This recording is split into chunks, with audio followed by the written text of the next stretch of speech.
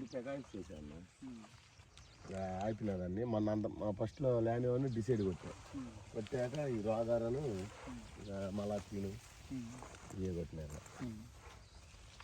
రాగారు మలాతీని బాగానే ఉంటుందంట. అసలు ఎద్దు కాయలు గరప వస్తుంది, ఆకు ఇట్లా ముద్దు బారినట్టుగా ఉంటుంది. ఎందుకు ఇప్పుడు ఎక్స్పెనస్ అను హెర్క్యులస్ ఎక్స్పెనస్ కొట్టా అన్న. ఇప్పుడు ఇందులో దీనికి అడిగి ముందు కొట్టే మళ్ళీ కొట్టు సూపర్ ఉంటుంది.